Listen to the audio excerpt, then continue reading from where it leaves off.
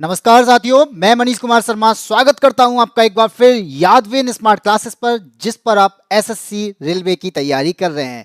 जैसा आपको बता दिया गया था कि मेरी क्लास जो है वो एक दिन के गैप के बाद आज फिर से 12 बजे होने वाली है। और ये जो क्लास है वो एसएससी जीडी की जो प्रिपरेशन कर रहे हैं बच्चे, उन लोगों के लिए बहुत इंपॉर्टेंट क्लास रहने वाली है, क्योंकि एसएससी जीडी के लिए हमने प्रीवियस ईयर क्वेश्चंस कराना स्टार्ट किया है। सुबह आपकी क्लास हिंदी की क्लास रहती है, जिसमें हिंदी के प्रीवियस ईयर क्वेश्चंस कराए जाते हैं। उसके बाद आपको मैथ्स रीजनिंग की क्लासेस मिलती हैं, और 12 बजे जो क्लास होती है वो मेरी क्लास होती है, जिसमें मैं आपको जीएस पढ़ा रहा हूं। और जीएस में भी मैं प्रीवियस ईयर क्वेश्चंस लेके आया हूं, जो आपके लिए बहुत बेनिफिट करने वाले हैं, बहुत फायदा देने वाले हैं, क्योंकि ऐसे ही क्वेश्चंस आपके एसएससी जीडी के एग्जाम में बनते हैं। ठीक है, तो जितने भी साथी मेरे साथ में जुड़ रहे हैं उनसे मैं कहना चाहूंगा कि भाई सभी को कि आप लोग इस चैनल को सब्सक्राइब करने के साथ साथ इस वीडियो को शेयर जरूर करें, क्योंकि आपके अपने साथी जो एसएससी जीडी की तैयारी कर रहे हैं उनके लिए ये बहुत फायदेमंद क्लास रहने वाली है। ठीक है, तो चलिए बात करते हैं कि आज की जो क्लास रहने वाली है।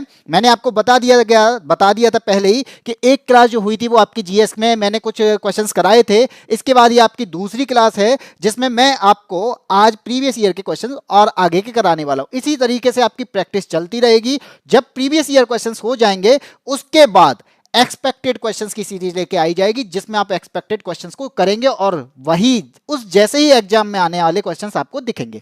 ठीक है, तो आज आपका जो मैं क्वेश्चन कराने वाला हूं वो आपके जीएस के क्वेश्चंस हैं, जिसमें मैं आपको जीएस पढ़ाने वाला हूं। ये आपको तो पता ही होगा, पर सबसे पहले आपको करना क्या है, सबसे पहले अपने साथियों को शेयर करना है। ठीक है, तो जल्दी से शेयर कर दीजिए, तब तक क्लास स्टार्ट होने वाली है। जितने भी साथी हैं सभी को सबसे पहले गुड आफ्टरनून, फिर उसके बाद में आप शेयर करते रहिए। ठीक है, मैं तब तक आपका क्वेश्चन कराना स्टार्ट करता हूं। पहला क्वेश्चन आपके सामने आपकी मोबाइल की स्क्रीन पर आने वाला है, और वो हो गया ये। क्या कहता है कि भारतीय पशु चिकित्सा अनुसंधान संस्थान कहां पर स्थित है? भारतीय पशु चिकित्सा अनुसंधान संस्थान, जहां पर पशु चिकित्सा के क्षेत्र में रिसर्च की जाती है, जहां पर पशु चिकित्सा के लिए नई दवाइयों की खोज की जाती है, ये कहां पर है, जिसे IVRI कहा जाता है। तो बता दीजिए क्या आंसर होने वाला है। ऑप्शन ए कहता है कि बरेली में है, बी कहता है अलीगढ़ में है, सी कह रहा है भाई कानपुर में है, और डी है यहां पर कि ये झांसी में है। तो बता दीजिए ये कहां पर है, जल्दी से क्या आंसर होने वाला है। तो यहां पे आंसर आने वाला है कि नहीं, जल्दी से आंसर दीजिए। ठीक है, नहीं आ रहा है, कोई बात नहीं है। मैं आपको बता दूं कि ये जो है भारतीय पशु चिकित्सा अनुसंधान संस्थान, पशु चिकित्सा के क्षेत्र में क्या करता है, नई दवाइयों की खोज करता है, नई दवाई की खोज करता है, उनसे रिलेटेड ये रिसर्च करता है, और पशुओं से रिलेटेड जो भी बीमारियां होती हैं उन बीमारियों से जो बनने वाले सिम्टम्स हैं उनको जानकर उनकी दवाई की खोज करना, ये इसका काम है। कहां पर है, ये उत्तर प्रदेश में है भाई। ये तो चार ऑप्शन उत्तर प्रदेश के हैं, तो यहां पर उत्तर प्रदेश में भी कहां पर है, तो ये बरेली में है। और बरेली में भी कहां पर, अगर आपसे ऐसा भी क्वेश्चन आ जाए तो आप तुरंत आंसर लगा देना कि ये कहां पर है, इज्जत नगर में। बरेली में भी कहां पर, इज्जत नगर में है। तो आप आसानी से आंसर बता सकते हैं, उत्तर प्रदेश में। उत्तर प्रदेश में भी कहां पर, बरेली में, और बरेली में कहां पर, इज्जत नगर में। शिवानी सिंह जय हिंद, ऋतु कुमारी का ऑप्शन डी, एएसपी ने आंसर दिया है ए। तो एएसपी का आंसर आ चुका है बिल्कुल सही। ऋतु कुमारी झांसी में नहीं है, ये कहां पर है, बरेली में। ठीक है, चलिए नेक्स्ट क्वेश्चन पे आते हैं। अगला क्वेश्चन क्या कहता है आपसे, संसदीय सरकार का अर्थ क्या होता है?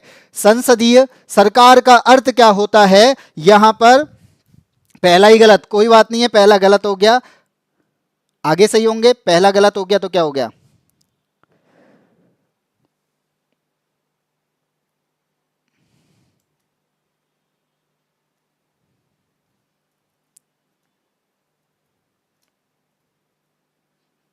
चलो।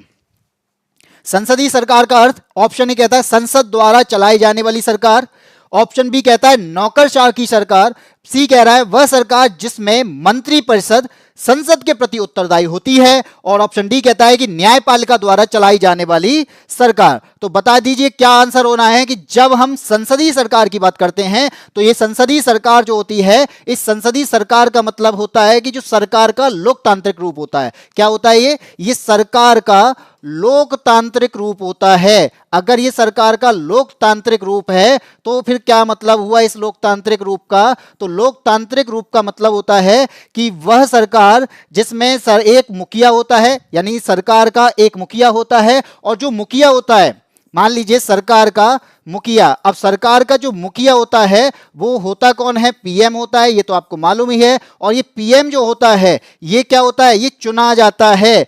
ये क्या होता है? ये चुना जाता है। और अगर चुना गया है तो इसका मतलब क्या है? तो ये संसद के प्रति उत्तरदायी भी होना चाहिए। इसको बनाया गया है, जो भी पीएम बनता है वो संसद के प्रति क्या होना चाहिए? उत्तरदायी होना चाहिए।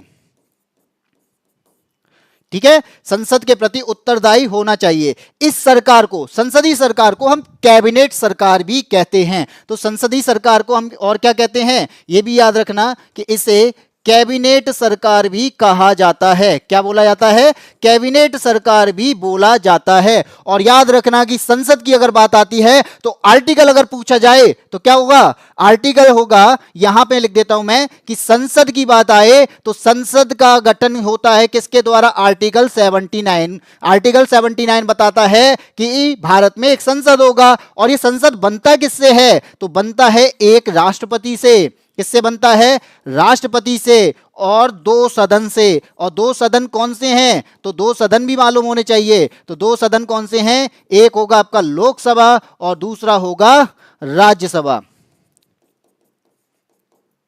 ठीक है, तो ये बात आ गई आपकी संसद की। आर्टिकल 79 आपके संसद की बात करता है। अब पूछा जाए राष्ट्रपति के लिए तो आपको आंसर बताना है कि राष्ट्रपति का आर्टिकल राज्यसभा और लोकसभा किस आर्टिकल में बताए गए हैं। ठीक है, बाकी मैं बता देता हूं कि इन चीजों से आपको समझ में आ गया होगा कि आंसर क्या होने वाला है कि वह सरकार जिसमें मंत्रिपरिषद जो होगा वो संसद के प्रति उत्तरदायी होता है। क्या होगा? संसद के प्रति उत्तरदायी होगा। और यहां पे आंसर है एएसपी का आंसर, ऋतु कुमारी का, शिवानी सिंह का, सभी का आंसर सही है। और ऋतु कुमारी बता रही हैं कि आर्टिकल जो 79 है वो संसद से रिलेटेड है, और आर्टिकल 80 और 81, तो आर्टिकल 80 राज्यसभा से रिलेटेड और आर्टिकल 81 लोकसभा से। तो यहां पे आप लिख सकते हो, अपना जो नोट बना रहे हो उसमें लिख लेना कि आर्टिकल 80 है राज्यसभा से और आर्टिकल 81 है लोकसभा का। ठीक है, और राष्ट्रपति की बात करेंगे तो राष्ट्रपति आर्टिकल 52। ठीक है, चलिए अब बात करते हैं अगले क्वेश्चन पे। क्वेश्चन नंबर थर्ड, कौन सा वक्तव्य असत्य है? यानी इसमें क्या बताना है कि क्या गलत होगा। ये जो क्वेश्चंस हैं आपको दिख रहे होंगे कि इसी तरीके के क्वेश्चन आपके प्रीवियस ईयर में पूछे गए हैं। तो सारे क्वेश्चन जो मैं लेके आया हूं ना, ये भले ही आपको दिख रहा होगा कि इतना बड़ा बड़ा लिखा है, ये सारे क्वेश्चन आपके प्रीवियस ईयर में आए हुए हैं। आप एक बार प्रीवियस ईयर क्वेश्चन करोगे तो आपको समझ में आएगा कि किस तरीके के भी क्वेश्चन पूछे जाते हैं। तो आप इस तरीके के भी क्वेश्चन भाई एएसपी पढ़ लिया करो कभी कभी। ठीक है, इसका आंसर ऑप्शन ए क्या कहता है? हमें बताना क्या है कि इनमें से गलत क्या होगा। ठीक है, अब गलत कैसे बताओगे? यहां पे बात आ रही है सारे में, चारों ऑप्शन में संसदीय प्रणाली की बात आती है। और संसदीय प्रणाली की अगर बात आती है तो आपको मालूम होना चाहिए, एक होती है संसदीय प्रणाली और एक होती है अध्यक्षात्मक। आप इनको पढ़िए, आंसर दीजिए, मैं तब तक बताता हूं। एक प्रणाली होती है संसदीय और दूसरी जो प्रणाली होती है वो कैसी होती है? वो अध्यक्षात्मक होती है। ठीक है, जिसमें क्या होता है? जिसमें एक प्रेसिडेंट होता है। एक होगी क्या? एक तो होगी आपकी संसदीय। अब संसदीय प्रणाली क्या है? तो संसदीय प्रणाली आपको मालूम होना चाहिए, हमने ली कहां से ये मालूम होना चाहिए। तो संसदीय प्रणाली की अगर बात करेंगे तो ये प्रणाली कहां से है? ये ब्रिटेन से है। और अध्यक्षात्मक की बात करेंगे तो ये प्रणाली कहां की है? ये यूएसए की। ठीक है, ये यूएसए की। अब बात आती है कि इसमें क्या होता है? इसमें संसद के तीनों अंग आते हैं। किसमें आते हैं? संसदीय प्रणाली में। ठीक है, क्या किस में आएंगे? संसदीय प्रणाली में संसद के तीनों अंग आएंगे। अब संसद के 3 अंग मैंने अभी बता ही दिए हैं, वो आपको मालूम होगा, इसलिए मैं इसमें नहीं लिख रहा हूं, क्योंकि संसद के 3 अंग की बात आएगी तो आपको मालूम है राष्ट्रपति, लोकसभा और राज्यसभा से बनता है। ठीक है, लेकिन यहां पर शक्ति का केंद्र क्या होगा? यहां पे शक्ति का केंद्र क्या होगा? राष्ट्रपति होगा। यहां पे क्या होगा? शक्ति का केंद्र राष्ट्रपति होगा। और यहां पे क्या होगा? शक्ति का जो केंद्र होगा, शक्ति का केंद्र कौन सा होगा? वो संसद होगा। ठीक है, तो बस ये फर्क होता है किसमें? संसदीय और अध्यक्षात्मक में। कहां से ली? ब्रिटेन से। संसद के तीनों अंग होते हैं, शक्ति का केंद्र संसद होता है। अध्यक्षात्मक में यूएसए से, और शक्ति का केंद्र इसमें कौन होता है? इसमें होता है राष्ट्रपति। अब बात आती है कि यहां पर जब बात करेंगे इसकी, तो यहां होगा कार्यपालिका जो होगा, यानी हम यहां पे शक्तियों के विभाजन की बात करेंगे। अगर मैं शक्तियों का विभाजन की बात करूं तो यहां पे शक्तियों का विभाजन नहीं होता है। यहां पे लिख सकते हो आप, शक्तियों का विभाजन नहीं होगा।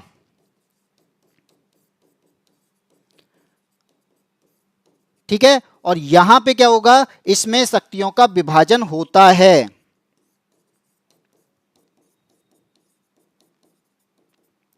अब शक्तियों का विभाजन का मतलब, तो यहां पे कार्यपालिका और विधायिका में विभाजन नहीं होता है। देश का शासन प्रधानमंत्री इसमें चलाता है, लेकिन इसमें कार्यपालिका, विधायिका और न्यायपालिका तीनों शक्तियों का यहां पे विभाजन होता है। ठीक है, और याद रखना कि दोहरी कार्यप्रणाली, इसमें बात करेंगे दोहरी कार्यप्रणाली की, और इसमें होती है एकहरी। और दोहरी का मतलब यहां पे क्या होगा? यहां पे सरकार का प्रमुख राष्ट्रपति पीएम होगा। तो यहां पे क्या चलती है? दोहरी प्रणाली चलती है, और यहां पे एकहरी चलती है। तो यहां क्या होगा कि यहां राष्ट्रपति भी होगा और पीएम भी होगा। यहां पे राष्ट्रपति भी होगा और पीएम भी होगा, लेकिन एकहरी में क्या होगा? केवल राष्ट्रपति होगा। एकहरी में क्या होगा? केवल राष्ट्रपति होगा, पीएम नहीं होगा। ठीक है, तो अब यहां पे असत्य की बात आती है। चलो, इतनी सारी बातें पता चल गई संसदीय और अध्यक्षात्मक में। अब ऑप्शन पढ़ते हैं। संसदीय प्रणाली में वास्तविक प्रमुख जो होगा, प्रमुख और नाम मात्र का प्रमुख दोनों होते हैं। ठीक है, परंतु अध्यक्षात्मक प्रणाली में केवल एक ही प्रमुख होता है। इसमें बोला गया है कि संसदीय प्रणाली में वास्तविक प्रमुख और नाम मात्र का प्रमुख दोनों होते हैं। तो यहां पे क्या है? देखो, जब मैं बात करूंगा संसदीय प्रणाली की, तो मैंने क्या बोला? यहां पे राष्ट्रपति भी होता है, पीएम भी होता है। पीएम क्या होता है? पीएम तो वास्तविक प्रमुख है हमारे यहां पे, लेकिन राष्ट्रपति जो है वो नाम मात्र का प्रमुख माना जाता है। तो ए ऑप्शन में ये बात तो सही कह रहा है। अध्यक्षात्मक प्रणाली में केवल एक ही प्रमुख होता है, तो मैंने बता दिया एकहरी प्रणाली है, तो इसका मतलब राष्ट्रपति होगा। बी क्या कह रहा है? ये तो सही हो गया। हमें बताना क्या है? असत्य। संसदीय प्रणाली में प्रधानमंत्री का नेतृत्व होता है, ये हमने अभी देखा कि नेतृत्व किसका होगा? प्रधानमंत्री का होगा। परंतु अध्यक्षात्मक प्रणाली में राष्ट्रपति सरकार का नेता होता है, ये भी बात सही है, क्योंकि यूएसए में कौन होता है? राष्ट्रपति प्रमुख होता है। सी ऑप्शन बात करते हैं, ये भी सही है, सी की बात करेंगे। संसदीय प्रणाली में विधायिका और कार्यकारिणी के बीच में समंजन होता है, ये भी मैंने बता दिया कि यहां पे शक्तियों का विभाजन नहीं होता, इन दोनों के बीच में क्या होगा? समंजन होता है। ठीक है, परंतु अध्यक्षात्मक प्रणाली में विधायिका और कार्यकारिणी के बीच में पृथक्करण होता है। यहां पे शक्तियों का विभाजन होता है कार्यपालिका, विधायिका और न्यायपालिका के बीच में। तो सी बी ऑप्शन सही है। डी क्या कहता है? संसदीय प्रणाली में संप्रभुता संसद में निवास करती है। ठीक है, परंतु अध्यक्षात्मक प्रणाली में राष्ट्रपति संप्रभु होता है। तो ये तो बात है, राष्ट्रपति संप्रभु होता है, लेकिन निवास करती है, तो ये ऑप्शन नंबर डी यहां पे गलत हो जाएगा, क्योंकि यहां पे शक्ति का केंद्र तो संसद है, लेकिन निवास वाली बात यहां पे गलत होगी। ठीक है, सी कहां से है? थर्ड का सी नहीं होगा रितु कुमारी, बिल्कुल ये तो सही है, डी ऑप्शन होगा। ठीक है, मैंने क्या बताया था? विधायिका और कार्यकारिणी के बीच में समंजन होता है। ठीक है, भले ही देश का शासन प्रधानमंत्री का, कार्यपालिका में आता है देश का शासन, लेकिन विधायिका भी यहाँ पे, विधायिका का भी यहाँ पे शक्ति और मतलब शक्ति का जो विभाजन होगा वो बराबर होता है, बराबर रहते हैं कार्यपालिका और विधायिका, तो यहाँ पे विभाजन नहीं है। डी ऑप्शन होगा। चलो आगे बढ़ते हैं अगले क्वेश्चन पे। मुझे लगता है समझ में आ गया होगा, नहीं आता है तो आप डाउट पूछ सकते हो। क्वेश्चन नंबर 4 की बात करते हैं।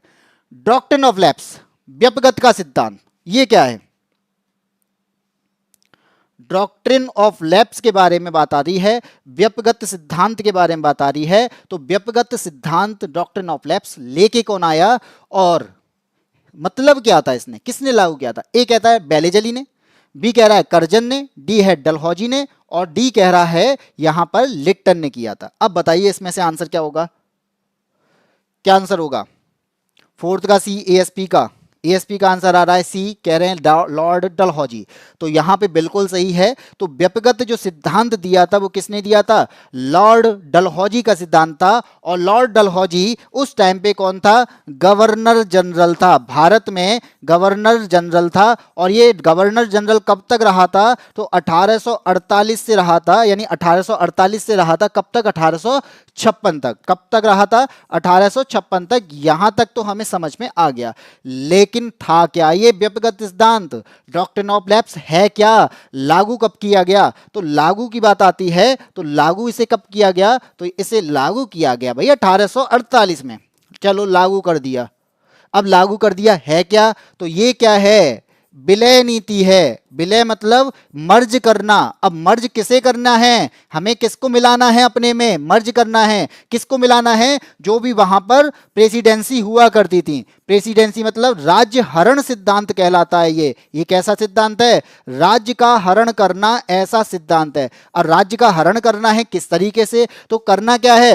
यानी कोई भी ऐसी रियासत जिसके पास में कोई भी उत्तराधिकारी यानी आगे का उत्तराधिकारी ना हो, यानी उनका कोई पुत्र ना हो, और या फिर हो भी तो प्रतिस्पर्धा करने लायक ना हो, प्रतिस्पर्धा करने में यानी कंपटीशन करने में या लड़ने में सक्षम ना हो, तो वो रियासत जो है ब्रिटिश ईस्ट इंडिया कंपनी के अधीन हो जाएगी। ये कौन कहता है? ये लॉर्ड डलहौजी का व्यक्तिगत सिद्धांत कहता है। क्या कहता है? कि किसी भी भारतीय शासक का, रियासत है उसका जो शासक है उसके पास में अगर कोई प्रतिस्पर्धा करने वाला कोई सक्षम उत्तराधिकारी ना हो, या फिर उत्तराधिकारी हो ही ना, तो वो जो रियासत है वो किसके कब्जे में आ जाएगी? वो आ जाएगी ईस्ट इंडिया कंपनी के अधीन आ जाएगी। यही बात कहती है। और इसी का क्या होता है? विरोध होता है। तो क्या आंसर हो जाएगा?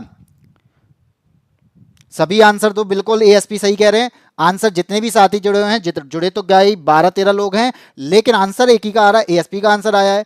यहां पे बात आती है, ये मैंने क्या बताया कि लागू हुआ 1848 में। विलय नीति है, यहां पे राज्यों का हरण किया जाता है जिसके पास में उत्तराधिकारी ना हो। अगर यहां पे भारतीय रियासत के पास में क्या ना हो? उत्तराधिकारी ना हो। अगर नहीं है तो क्या होगा? अगर ना है तो क्या होगा? ये जो होंगे वो ब्रिटिश ईस्ट इंडिया, यानी क्या होगा? राज्य जो होगा वो ब्रिटिश ईस्ट इंडिया कंपनी के अधीन आ जाएगा।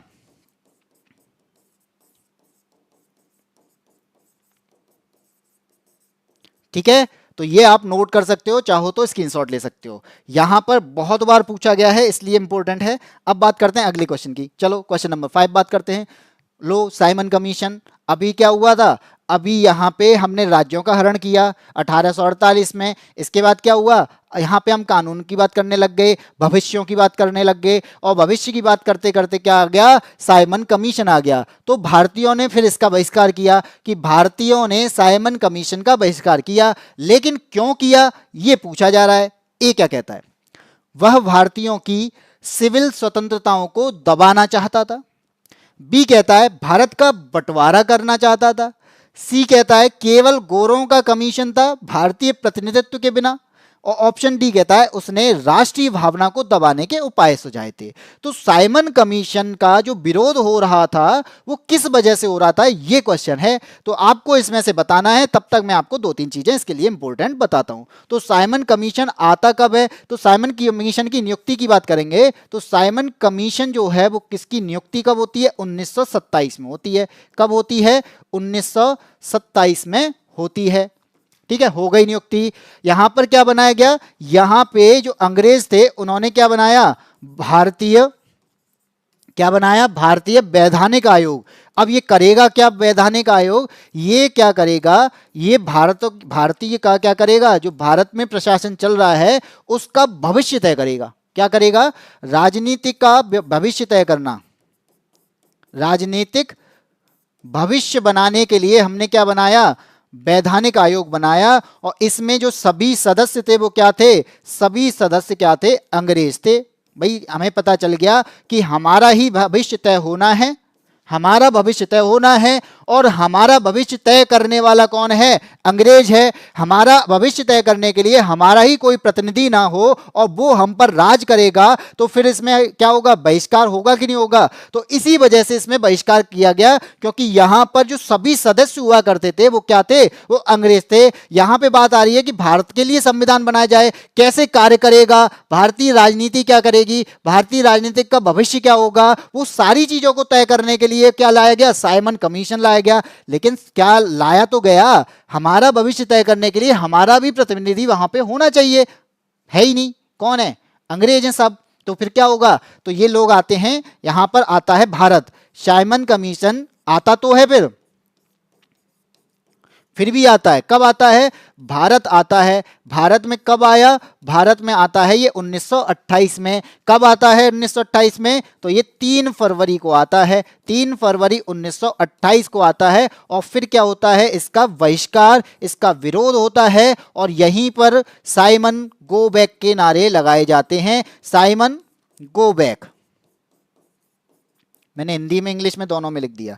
क्यों किया गया? तो यहां पे कह सकते हो, अब ऑप्शन आप आसानी से बता दोगे कि क्या होगा। वह केवल जो है वो गोरों का कमीशन था, भारतीय प्रतिनिधित्व के बिना। तो इसमें कोई भी भारतीय सदस्य नहीं था, और जब भारतीय सदस्य नहीं है और भारतीयों का प्रतिनिधित्व करना है तो आप ये बताइए, कोई ना कोई भारतीय तो होना चाहिए था। लेकिन सभी क्या थे? अंग्रेज थे। जिस वजह से साइमन कमीशन का विरोध होने लगा, साइमन गो बैक के नारे लगने लगे, और यहाँ पे जो अध्यक्ष बनाए गए थे वो साइमन ही थे, और इसी वजह से साइमन गो बैक के नारे लगाए गए। ठीक है, हाँ जी बिल्कुल। Ritu Kumari, Shiva Rajput, ASP, C answer सभी का बिल्कुल सही है। बिल्कुल सही है, सी ऑप्शन बिल्कुल सही है। ठीक है, अब यहां पे एक और चीज मैं बता दूं, इस एक्स्ट्रा में आप याद कर लेना कि साइमन कमीशन का विरोध करते हुए लाहौर में लाला लाजपत राय की मौत हो जाती है, क्योंकि उनके लाठी पड़ती है, जिसकी वजह से वहां पे क्या हो जाती है? लाला लाजपत राय की मौत हो जाती है। ठीक है, चलो आगे बढ़ते हैं, क्वेश्चन नंबर 6 पे आते हैं। निम्नलिखित में से किस निर्णय में कहा गया कि धर्मनिरपेक्षता और संघवाद भारतीय संविधान की मूल विशिष्टताएं हैं? भारतीय संविधान का मूल ढांचा, इसकी बात आती है। तो यहां पे बोला गया है कि कौन से निर्णय में कहा गया कि धर्मनिरपेक्षता और संघवाद, धर्मनिरपेक्षता और संघवाद भारतीय संविधान की मूल विशिष्टताएं हैं।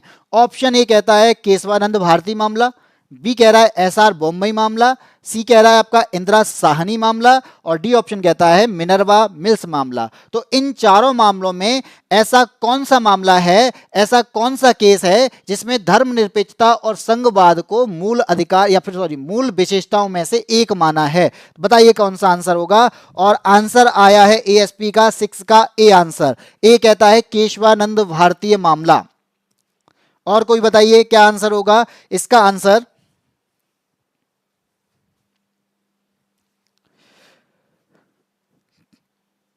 अब यहां पे बात आ गई धर्मनिरपेक्षता और संघवाद की। ठीक है, तो मैं बता देता हूं कि 1989 में हुआ क्या था। 1989 में कर्नाटक में भाजपा सरकार को बर्खास्त कर दिया जाता है। का 1989 में भाजपा सरकार को, कहां की भाजपा सरकार? कर्नाटक की भाजपा सरकार को। क्यों किया जाता है? क्योंकि वहां पर कानून व्यवस्था के आधार यानी कानून व्यवस्था गड़बड़ा गई थी, और अगर कानून व्यवस्था गड़बड़ा गई थी तो जिस वजह से भाजपा सरकार को बर्खास्त कर दिया जाता है 1989 में। ठीक है, फिर क्या होता है? तो यहां पर एसआर बोम्मई मामला है, इसे क्या कहेंगे? एसआर बोम्मई मामला। तो एसआर बोम्मई कहां चले जाते हैं? सुप्रीम कोर्ट चले जाते हैं। एसआर बोम्मई मामला वर्सेस भारतीय संघ। तो यहां पे मैं बता देता हूं, एसआर बोम्मई मामला वर्सेस भारतीय संघ के बीच में ये मामला होता है, और ये मामला जो है कब का है? 1994 का है। कब का है? 1994 का है। तो 1994 का मामला है। इसमें होता क्या है? भाजपा सरकार को गिरा दिया जाता है। भाजपा सरकार को गिराने के बाद में ये मामला कहां पहुंचता है? कानून व्यवस्था के आधार पर इसको गिराया गया, और सुप्रीम कोर्ट का यहां पे फिर फैसला आता है कि राज्य सरकार को बर्खास्त करने का शक्ति का अनुमोदन सिर्फ संघवाद और धर्मनिरपेक्षता के सिद्धांतों के मुताबिक किया जा सकता है। यहीं से बात निकल के आती है कि जो राज्य सरकार है उसको अगर बर्खास्त करने की शक्ति का इस्तेमाल किया है तो सिर्फ किस वजह से किया जा सकता है? कि संघवाद और धर्म निरपेक्षता के सिद्धांतों के मुताबिक किया जा सकता है। ठीक है, तो यहां पर यही बात आती है किसमें? एसआर बोम्मई में। अब आपको बताना है कि प्रस्तावना जो है यहाँ पे धर्मनिरपेक्ष जो शब्द जोड़ा गया है प्रस्तावना में, ये किस आर्टिकल के तहत जोड़ा है? बताओ किस आर्टिकल के तहत प्रस्तावना में, जो हमारी प्रस्तावना है उस प्रस्तावना, किसकी प्रस्तावना? संविधान की प्रस्तावना। संविधान की प्रस्तावना में धर्मनिरपेक्ष शब्द जोड़ा।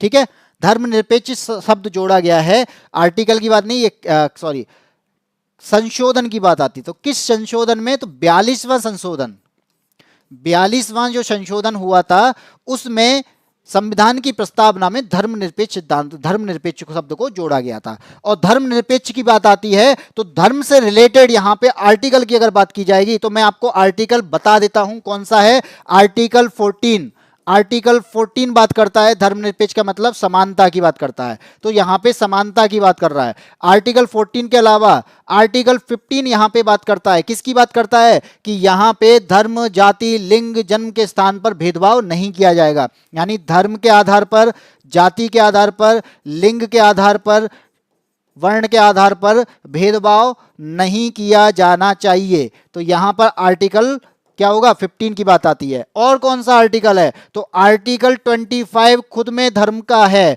क्या होगा? ये धार्मिक स्वतंत्रता का अधिकार देता है यहां पर। तो ये धर्म से रिलेटेड जितने भी आर्टिकल हैं मैंने बता दिए कि ये 3 आर्टिकल आप यूज करिए। कौन सा है? आर्टिकल 14 समानता का अधिकार देता है, आर्टिकल 15 धर्म, जाति, लिंग के भेदभाव नहीं किया जाएगा इस आधार पर आर्टिकल 15 बात करता है, और आर्टिकल 25 खुद कहता है कि धार्मिक स्वतंत्रता का अधिकार होगा। ये हमारे मूल अधिकार हैं। बिल्कुल, हाँ जी ऋतु कुमारी, ASP 42 बिल्कुल सही है ऋतु कुमारी। हाँ चलिए आगे बढ़ते हैं, अगले क्वेश्चन पे आते हैं। तो ये मामला याद रख लेना कि जब भी संघवाद और धर्मनिरपेक्षता शब्द आएगा, संघवाद और धर्मनिरपेक्षता, तो ये किससे संबंधित है? तो SR बॉम्बई मामले से संबंधित है। केशवानंद भारती अलग है, केशवानंद भारती का संपत्ति वाला केस है। ठीक है, चलो आगे बढ़ते हैं। क्वेश्चन नंबर 7, उपराष्ट्रपति की बात आ गई। तो उपराष्ट्रपति के निर्वाचन के लिए निर्वाचन मंडल होता है। भारत के उपराष्ट्रपति के निर्वाचन के लिए निर्वाचन मंडल होता है। कैसा होता है बताइए? ऑप्शन आपको सामने दे रखे हैं। ए कहता है लोकसभा, राज्यसभा तथा राज्य विधानसभाओं के निर्वाचित सदस्य। बी कहता है लोकसभा तथा राज्यसभा के निर्वाचित सदस्य। सी कहता है संसद के दोनों सदनों के सदस्य। और डी कहता है केवल राज्यसभा के सदस्य। तो क्या आंसर होगा कि जब भी उपराष्ट्रपति के निर्वाचन की बात आएगी तो उपराष्ट्रपति के निर्वाचन के लिए, ठीक है, संसद के दोनों सदस्य, ठीक है, संसद के दोनों सदनों के सदस्य यहां पे निर्वाचक मंडल में शामिल होते हैं। दोनों सदनों की मतलब निर्वाचित हों और मनोनीत किए हों, दोनों की बात आ रही है। तो संसद के दोनों सदन, लोकसभा और राज्यसभा में जो भी निर्वाचित और मनोनीत किए जाते हैं उनकी बात आती है, तो वो यहां पे निर्वाचक मंडल का काम करता है। ठीक है, ये बात आ गई। अब उपराष्ट्रपति की बात आती है। तो उपराष्ट्रपति के लिए आर्टिकल अगर मैं पूछूं आपसे, तो उपराष्ट्रपति के लिए आर्टिकल क्या है? तो उपराष्ट्रपति का आर्टिकल है 63 से 73 तक। ठीक है, ये किसकी बात करता है? ये उपराष्ट्रपति से संबंधित है, तो उपराष्ट्रपति की बात करेगा। यहां पे निर्वाचन बात की बात आ रही है, तो निर्वाचन की बात आएगी तो यहां पर आर्टिकल 66 जो है निर्वाचन मंडल की बात करता है। किसकी बात करता है? चुनाव के लिए, एक उपराष्ट्रपति के चुनाव के लिए निर्वाचक मंडल की बात करता है। ठीक है, ये उपराष्ट्रपति से रिलेटेड है। आगे समझ। 7 का सी ऋतु कुमारी पता नहीं है एसपी को। ऋतु कुमारी बोल रहे हैं आर्टिकल 54 कहां है? ये राष्ट्रपति की बात नहीं आ रही, उपराष्ट्रपति की बात आ रही है। ऋतु कुमारी थोड़ा सा ध्यान दो, उपराष्ट्रपति की बात है, राष्ट्रपति की बात आती है तब आपका आर्टिकल 53 से स्टार्ट होता है। लेकिन उपराष्ट्रपति के निर्वाचन की बात आएगी तो उपराष्ट्रपति के निर्वाचन मंडल की बात आती है, तो ये आर्टिकल जो स्टार्ट होते हैं वो 63 से स्टार्ट होते हैं और 73 तक रहते हैं। जिसमें 63 क्या कहता है? भारत का एक उपराष्ट्रपति होगा। और 66 क्या कहता है? कि उपराष्ट्रपति का जो निर्वाचन होगा या उपराष्ट्रपति का जो चुनाव होगा उसके लिए निर्वाचक मंडल द्वारा किया जाएगा। और निर्वाचक मंडल है कौन? संसद के दोनों सदनों के सदस्य। हाँ ऋतु, ये बात सही है, प्रेसिडेंट की बात आएगी तब आता है आर्टिकल 53, 54। ठीक है, चलो आगे बढ़ते हैं। अगला क्वेश्चन, चंद्रमा की पृथ्वी से दूरी बताओ। भाई अभी तक हमने देखा था, हम मोस्टली क्या पढ़ रहे हैं, सूर्य से पृथ्वी की दूरी पढ़ते हैं, 15 करोड़ किलोमीटर, 15 लाख करोड़ किलोमीटर को पढ़ते हैं। लेकिन अगर आपसे पूछ लिया जाए चंद्रमा से पृथ्वी की दूरी कितनी है, तब आपको बताना है कि इनमें से कौन सा आंसर सही होगा। 364,000 किलोमीटर, 300,000 किलोमीटर, 446,000 किलोमीटर या फिर 384,000 किलोमीटर, बता दीजिए। हाँ जी, ASP 63 होगा। आर्टिकल 63 जो है वो उपराष्ट्रपति से संबंधित है। ठीक है, चलो इसकी बात बताओ कि चंद्रमा से पृथ्वी की दूरी कितनी है, बताओ बताओ, जल्दी आंसर दो। क्या बात है, आज आंसर नहीं आ रहे, आंसर दो। ऋतु कुमारी, ASP और जितने भी लोग जुड़े हुए हैं, 14-15 लोग जुड़े हुए हैं, लेकिन आंसर किसी कोई एक ही दे रहा है, बस ASP। सही तरीके से पहले क्वेश्चन से आंसर ASP के आ रहे हैं। भाई मैंने हमेशा कहा इन्वॉल्व होना सीखो, थोड़ा सा क्वेश्चंस में आंसर देना सीखो। आंसर देने के बाद में आपको खुद में महसूस होगा कि हाँ कुछ चेंज आ रहा है। पढ़ना अलग है लेकिन इन्वॉल्व होना अलग है। ठीक है, जब हम इन्वॉल्व होते हैं तो फोकस ज़्यादा बढ़ता है, इसलिए कह रहा हूँ इन्वॉल्व रहिए। ऋतु कुमारी का आंसर आ गया है डी, तो डी है 384,000 किलोमीटर, तो बिल्कुल सही है। चंद्रमा की जो दूरी है वो कितनी है पृथ्वी से, 384,000, और अगर वास्तव में पढ़ा जाए तो कितना हो जाएगा, 3,84,400 किलोमीटर। कितना है, 3,84,400 किलोमीटर, या फिर कहेंगे 3.84, क्या कहेंगे 3.84, कितना पावर हो जाएगी, 1 2 3 4 5, 10 की पावर 5। अब ये क्या है, किलोमीटर होगा या मीटर होगा, क्योंकि बात तो किलोमीटर की है, तो ये क्या रहेगा, किलोमीटर ही रहेगा। ये बात आपको याद रखनी है। मैंने हम एक और चीज बताई थी कि जैसे सूर्य का फोकस होता है, ऐसे ही क्या होगा, चंद्रमा भी पृथ्वी के फोकस पर, पृथ्वी की इसमें चंद्रमा के फोकस पर होती है। जैसे तो यहां पे हो गई पृथ्वी, ये आपके लिए पृथ्वी का काम कर रही है। अब यहां पे क्या होगा, अब चंद्रमा इसके चारों ओर चक्कर लगा रहा होगा। चंद्रमा क्या है, इसके चारों ओर चक्कर लगा रहा है। अब चक्कर लगाएगा तो एक बार तो पास में होगा, ज्यादा बड़ा हो गया, छोटा कर दो, एक बार तो पास में होगा, एक बार दूर होगा। ये दो तरीके होते हैं। अब यहां पे पास अगर होगा,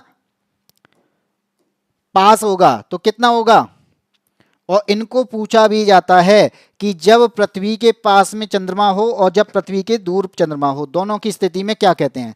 जब पृथ्वी से दूर हो चंद्रमा, सबसे दूर हो, तो उसकी दूरी कितनी होती है, 4,05,000, कितनी होगी, 4,05,500 किलोमीटर। कितनी हो जाती है, 4,05,500 किलोमीटर। यहाँ पे ये क्या है, ये है पृथ्वी, और ये क्या है, ये है आपका चंद्रमा। ये भी याद रखना, नहीं तो कहो कि सूर्य और पृथ्वी की बात कर रहे हैं। 4,05,500, जो चंद्रमा सबसे जब सबसे दूर होता है उस वर्ड को हम क्या कहते हैं, अपोजी कहते हैं। क्या कहते हैं, अपोजी कहते हैं। जैसे हम पढ़ते हैं, जैसे आपने सुना होगा कि जब पृथ्वी और सूर्य की बात की जाती है तो पेरीहीलियन, एपीहीलियन बोला जाता है, उपसौर और अपसौर बोला जाता है, जब पृथ्वी सबसे दूर हो, जब पृथ्वी सबसे पास में हो सूर्य के। ऐसे ही पृथ्वी के पास में अगर चंद्रमा हो तब क्या कहा जाता है, तो चंद्रमा जब पृथ्वी से सबसे दूर होगा तो वो किलोमीटर कितने होंगे, 4,05,500 किलोमीटर, और इस स्थिति को क्या कहा जाएगा, अपोजी। ठीक है, ये तो बात होगी दूर की। अगर चंद्रमा यहां पे सबसे पास हो, तो पास यहां पे है, तो पास का है तो कितनी दूरी होगी, तो 363 होगी। कितनी होगी, 3,63,300 किलोमीटर। ठीक है, और इस स्थिति को क्या कहेंगे, तो इस स्थिति को कहेंगे कि पेरिगी। क्या कहते हैं, पेरिगी। ये स्थिति भी आप याद कर लेना। अगर नई बात पता चली हो तो वीडियो को लाइक जरूर कर देना कि अगर चंद्रमा पृथ्वी से सबसे ज्यादा दूरी पर हो तब उसे अपोजी कहते हैं, और चंद्रमा पृथ्वी से सबसे पास में हो तब उसे पेरिगी कहते हैं। और यहां पर जब चंद्रमा से पृथ्वी की दूरी की बात की जाती है तो 3,84,400 किलोमीटर होती है। और यहां पर यह भी याद रखना कि यह एवरेज दूरी है। कितनी, कैसी है, एवरेज दूरी होती है, क्योंकि यहां पे चंद्रमा पृथ्वी से दूर भी होता है, चंद्रमा पृथ्वी से पास में भी होता है, तो यहां पर हम एवरेज निकालते हैं, वो कितने निकल के आता है, 3,84,400। हाँ जी बिल्कुल, 3 जनवरी पास, 4 जुलाई दूर।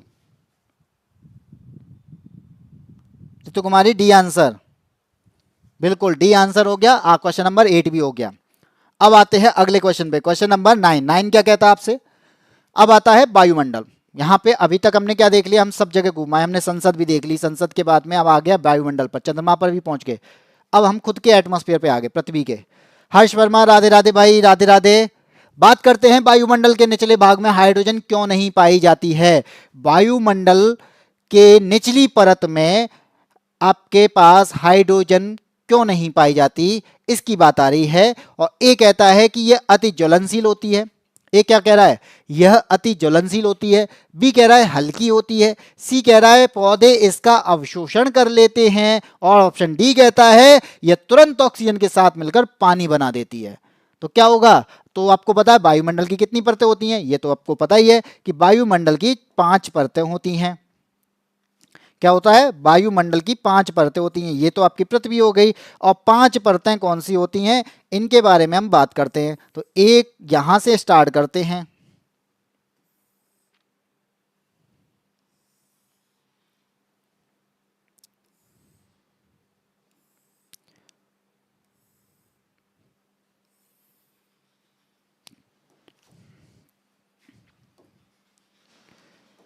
ठीक है, तो ये 5 परत पढ़ते हैं हम, जिसमें से ये एक पृथ्वी है आपकी। पृथ्वी कौन सी आपको दिखाई दे रही होगी, पृथ्वी कौन सी है ये तो मालूम पड़ गया होगा। इसको मैं दिखा देता हूं, ये लो पृथ्वी। ठीक है, इसके बाद में ये 5 परतें मैं आपको यहां पे दिखा रहा हूं।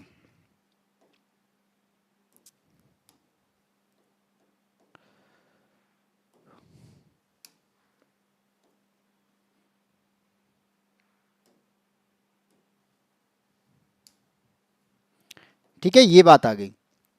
अब बात करते हैं इसकी। तो वायुमंडल की 5 परत होती हैं, ये आपको दिखा। ये से क्या कह रहे हैं हम, इसे कहते हैं पृथ्वी। इसे क्या कह रहे हैं हम, इसे कहते हैं पृथ्वी। तो वायुमंडल यहाँ पे एटमॉस्फेयर की 5 परतें कौन कौन सी होती हैं। पहला होता है ये, इसे कहते हैं क्षोभ मंडल। क्या कहते हैं, क्षोभ मंडल कहते हैं। क्षोभ मंडल के बाद में दूसरी जो परत होती है उसे क्या कहते हैं, समताप मंडल कहते हैं। क्या कहते हैं, समताप मंडल कहते हैं। तीसरी जो होती है उसे मध्य मंडल कहते हैं। क्या कहते हैं, मध्य मंडल। चौथी होती है इसे बहिर्मंडल या फिर आयन मंडल कहते हैं। और 5वीं जो परत होती है इसे क्या कहते हैं, इसे बाह्य मंडल कहते हैं या फिर कहेंगे एक्सोस्फीयर। ठीक है, इतनी बात समझ में आई। अब बात आती है कि आपको पता है कि वायुमंडल में सबसे ज्यादा क्या है, नाइट्रोजन पाई जाती है। नाइट्रोजन होती है भारी। अब भारी होगी तो वो कहां जाएगी, वो जाएगी नीचे। तो यहां पर हमारे क्षोभ मंडल में सबसे ज्यादा जो पाई जाती है वो क्या है, वो है आपकी नाइट्रोजन। क्षोभ मंडल में जो पाई जाती है वो नाइट्रोजन। और बाह्य मंडल की बात करेंगे तो बाह्य मंडल में जो पाई जाती है वो क्या पाई जाती है, हाइड्रोजन और हीलियम पाई जाती है। तो आपको ये बताओ कि यहां पर अब पूछा गया है कि निचले भाग में क्यों नहीं पाई जा रही, क्योंकि ये सबसे ऊपरी परत में है। और सबसे ऊपरी परत में है तो इसका मतलब क्या है, हल्की गैस है। और जो सबसे नीचे है वो क्या है, वो भारी गैस होगी। हाइड्रोजन और हीलियम से ये भारी होती है, इसलिए ये निचली परत में पाई जाती है। लेकिन हाइड्रोजन जो होता है वो भारी नहीं होती है, वो हल्की होती है। इस वजह से वो ऊपर चली जाती है, वो नीचे नहीं आती है। तो यहां पे आंसर क्या हो जाएगा, ये सबसे हल्की गैस है। तो आंसर आपका ये लग गया, ये सबसे हल्की गैस होती है। ठीक है, तो ये समझ में आ गया होगा। क्लास का टाइम चेंज हो गया है भाई, नहीं तो क्लास का कोई टाइम चेंज नहीं हुआ है। मैं 12 बजे ही पढ़ा रहा हूँ। आज आपकी दूसरी क्लास है, इससे पहले आपकी एक क्लास हुई थी, कल गैप हुआ था। मैंने बता दिया था कि कुछ आपका प्रेजेंट टाइम में श्राद्ध का टाइम चल रहा है, तो जिस वजह से आपके एक क्लास कल नहीं हो पाई थी।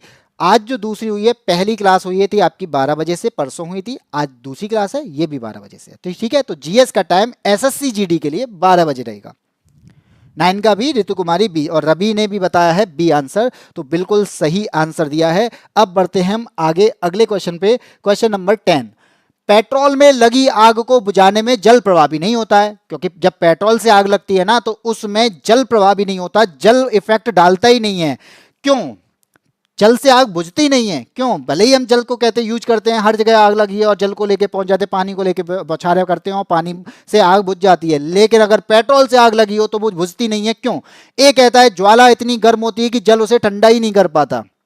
बी कहता है जल और पेट्रोल में रासायनिक अभिक्रिया हो जाती है। सी कहता है जल और पेट्रोल एक दूसरे में मिश्रणी होते हैं, मिश्रित हो जाते हैं। डी कह रहा है जल और पेट्रोल एक दूसरे में अमिश्रणी होते हैं, यानी ये मिश्रित नहीं होते हैं। तो बता दीजिए क्या आंसर होना है कि जब पेट्रोल से आग लगती है तो वहां पर हम पानी से आग नहीं बुझा पाते हैं।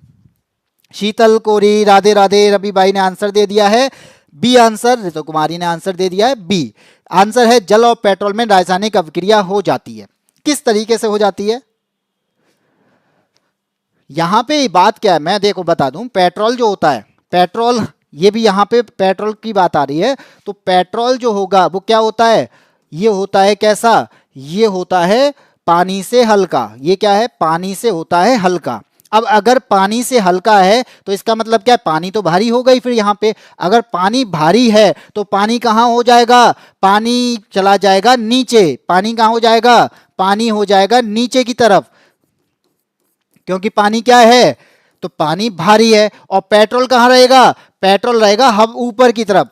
तो जब पेट्रोल ऊपर की साइड होगा, पेट्रोल क्या होगा? ऊपर होगा, तो इसका मतलब क्या है? उसका हवा से संपर्क बनेगा, और हवा से संपर्क बनेगा, और हवा में क्या है? हवा में है ऑक्सीजन। अगर ऑक्सीजन है तो ऑक्सीजन क्या करती है? जलने में सहायता करती है। तो इस वजह से यहां पे क्या होता है? पेट्रोल से आग लगने पर पानी जो है वो नीचे की तरफ बैठ जाता है, और यहां पे पेट्रोल ऊपर की परत में फैल जाती है, और फैल जाने के बाद में क्या होता है? वहां पर आग लगी रहती है, क्योंकि वहां पर पेट्रोल जो होती है वो हवा के संपर्क में रहती है, हवा के कांटेक्ट में रहती है, और हवा के कांटेक्ट में होने की वजह से वहां पर ऑक्सीजन पाया जाता है, और ऑक्सीजन यहां पे उसे जलने में सहायता करता है, जिस वजह से यहां पे ये जलती रहती है। ठीक है।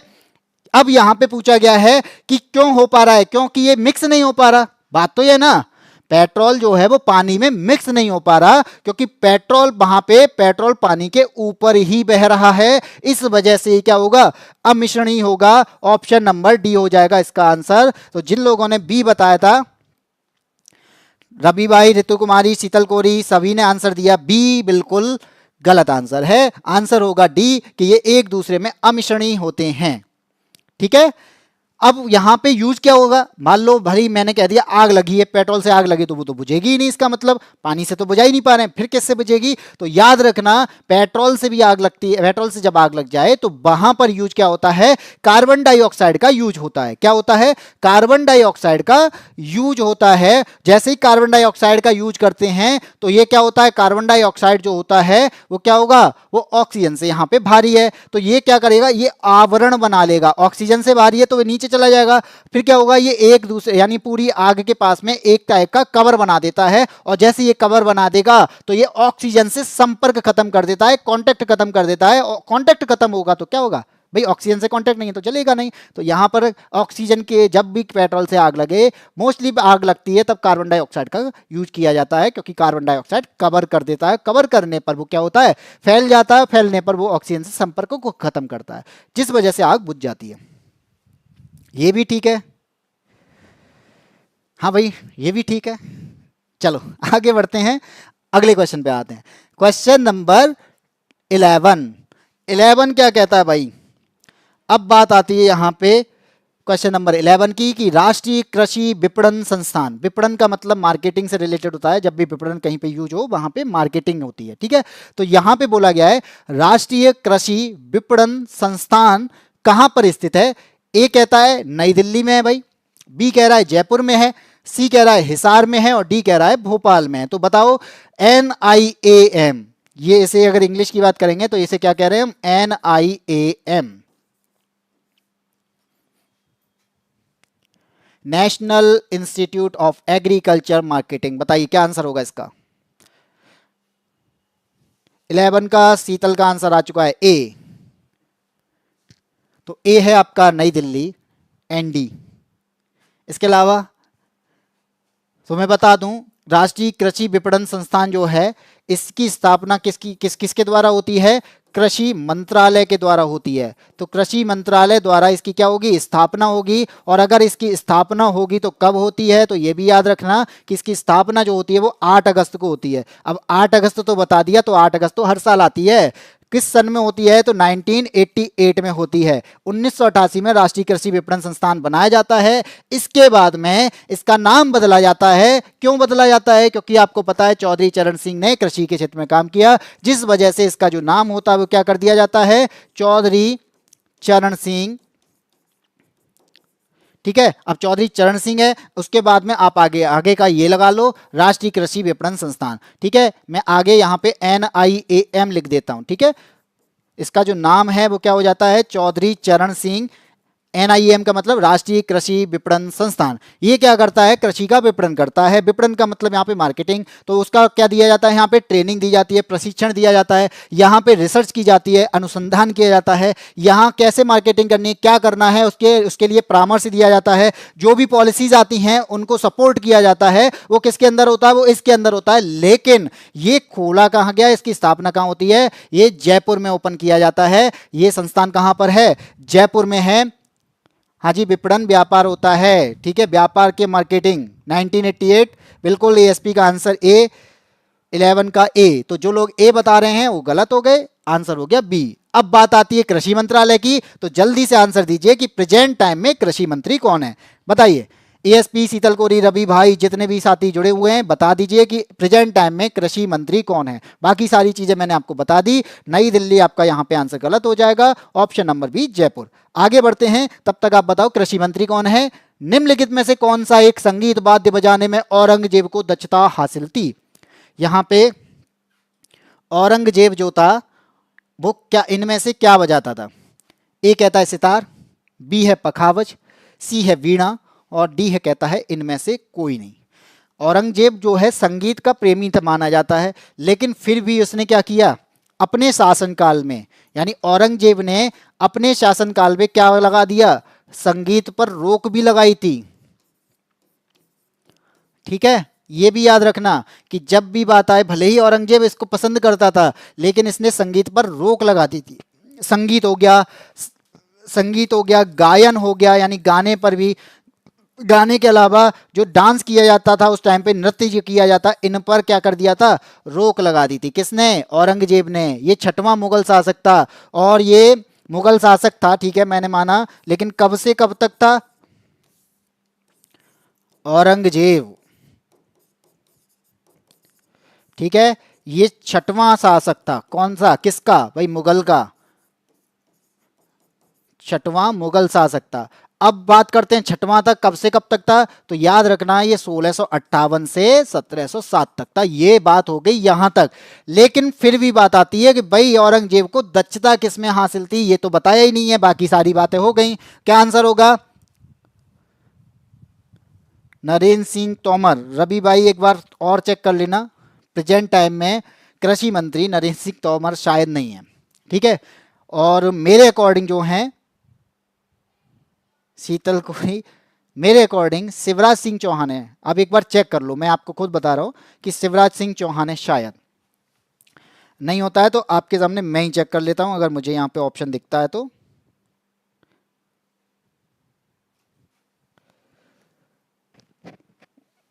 डाउट रहने नहीं चाहिए।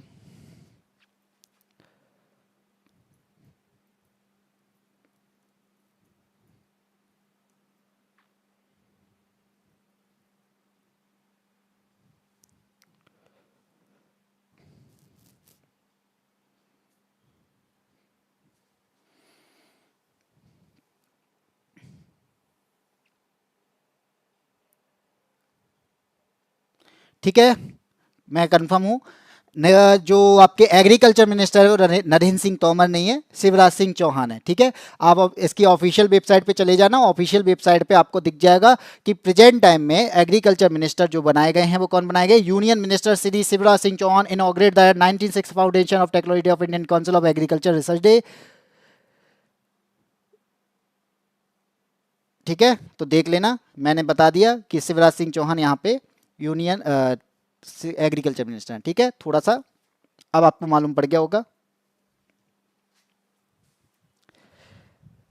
ASP का आंसर आ गया सी। बिल्कुल, यहाँ पे अब आती है बात इसकी बात कर लेते हैं कि कौन सा एक संगीत वाद्य बजाने में औरंगजेब को दक्षता हासिल थी। तो औरंगजेब को बीणा बजाने में निपुण माना जाता है। औरंगजेब भले ही क्या करते हैं, शासन काल में संगीत पर लोग लगा दी हो, लेकिन वो बीणा बजाता था, बीणा बजाने में क्या था, सक्षम था। तो आंसर हो जाएगा ऑप्शन नंबर सी।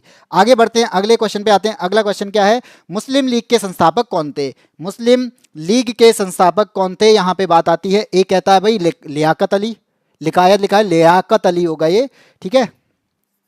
चलो ये आंसर वैसे भी नहीं है। बी कहता है शौकत अली, सी एस नवाब सलीमुल्लाह, और डी कहता है मोहम्मद अली जिन्ना। तो यहां पे आपको बताना है मुस्लिम लीग की स्थापना किसके द्वारा होती है। और ये जो मुस्लिम लीग है, इस मुस्लिम लीग की बात करें तो भारत की क्या थी, ये पहली मुस्लिम पार्टी थी, भारत की पहली मुस्लिम पार्टी थी, ठीक है, मान लिया पहली मुस्लिम पार्टी थी। अगर मुस्लिम पार्टी बनी होगी तो कभी ना कभी तो बनी होगी, स्थापना हुई थी तो कभी ना कभी तो स्थापना हुई होगी। तो ये भी याद रखना आपको, कब हुई थी, 30 सितंबर को हुई थी। अब 30 सितंबर तो हर साल आए, तो ये कब, 1906 में हुई थी।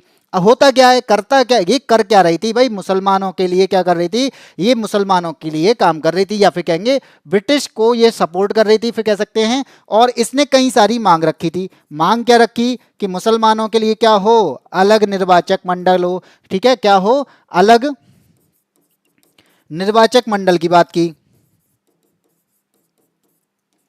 चलो हमने यह माना निर्वाचक मंडल हो गया। इसके बाद क्या किया, और 1905 में जो हुआ था, बंगाल का विभाजन हो रहा था, ये मुस्लिम पार्टी क्या करती है, बंगाल विभाजन का समर्थन कर देती है। जो विभाजन है वो ठीक है, ये चलो ये भी माना कि समर्थन भी कर दिया, अपने लिए अलग निर्वाचक मंडल की मांग कर ली। अब इसमें क्या होता है, इसमें शामिल कौन हो जाते हैं, 1930 में मोहम्मद अली जिन्ना भी शामिल हो जाते हैं। तो इसका ऑप्शन नंबर डी जो है वो आंसर आपको पता चल गया होगा कि वो तो गलत हो जाएगा, क्योंकि वो तो 1913 में यहाँ पे शामिल हो गए। 1913 में हुए, बनी 1906 में थी। यहाँ के अलावा अब यहाँ पे क्या होता है, इन लोगों ने यानी इस पार्टी ने क्या की, एक अलग राष्ट्र की मांग की और एक अलग राष्ट्र बना भी, और बना कौन सा, पाकिस्तान, ठीक है। एक अलग राष्ट्र की मांग इन्होंने की, किसने, मुस्लिम लीग की पार्टी ने। तो इन्होंने मुस्लिम लीग के लिए पाकिस्तान का निर्माण कराया। इसके अलावा सांप्रदायिकता के लिए भी इसको जिम्मेदार माना जाता है। और जब ये बन गया, अब यहाँ पे इन्होंने अपना राष्ट्र बना लिया। होता क्या है फिर, उसके बाद इस पार्टी को भंग कर दिया जाता है। कब किया जाता है, 14 अगस्त 1947 को इसको भंग कर दिया जाता है। ये पार्टी जो बनाई थी इसको कर दिया क्या, भंग, खत्म कर दिया। तो यहाँ पर कब की जाती है, 14 अगस्त 1947 को, पाकिस्तान बनने के बाद। पाकिस्तान जो अपना स्वतंत्रता दिवस मनाता है वो 14 अगस्त को ही मनाता है, ठीक है। तो ये बात आपको कि मुस्लिम लीग के लिए। लेकिन इसमें से ऑप्शन क्या होगा, तो यहां पर संस्थापक की बात करी जाती है, तो ये हैं कौन, नवाब सलीमुल्लाह, नवाब ख्वाजा सलीमुल्लाह इसका आंसर होगा। डी आर नहीं होगा यार, सही है, बिल्कुल नहीं होगा, मान लिया ना। हाँ शीतल कोरी डी बता रही, रवि भाई डी बता रहे हैं, एएसपी बता रहे हैं 1906, डी आर शीतल कोरी ने फिर सी बताया है, बिल्कुल। तो यहाँ पे मैंने पहले ही बता दिया था, ए होगा नहीं, डी बनेगा नहीं, क्योंकि मोहम्मद अली जिन्ना तो 1930 में जुड़े थे, तो बिल्कुल। तो यहाँ पे आंसर क्या हो गया, सी हो गया, ठीक है। आगे बढ़ते हैं, क्वेश्चन नंबर 14। बात आती है देशबंधु की। देशबंधु के नाम से कौन प्रसिद्ध है, ऑप्शन आपके सामने है। ए कहता है चंद्रशेखर, बी कहता है चित्तरंजन दास, सी है एहो ह्यूम, और डी है एनी बेसेंट। तो इन चारों में से देशबंधु के नाम से कौन प्रसिद्ध है, जल्दी से आंसर दीजिए। अब तो बता दो यार एएसपी। आंसर आ गया है शीतल का, ए आंसर, ए है चंद्रशेखर। तो बिल्कुल बिल्कुल गलत आंसर है शीतल, ए आंसर नहीं होगा, ठीक है। अब एएसपी ने फिर बताया है बी आंसर, तो बी आंसर, चलो एएसपी की बात मान लेते हैं, ऑप्शन नंबर बी यहां पे सही हो जाएगा। देशबंधु किसे बोला जाता है, चित्तरंजन दास को बोला जाता है। ये एक स्वतंत्रता सेनानी थे, राजनीतिक कार्यकर्ता थे, वकील थे। स्वराज पार्टी की जो संस्थापना की थी, लिख देता हूं मैं, स्वराज पार्टी की स्थापना में ये भी शामिल थे, पार्टी के संस्थापक में से एक थे,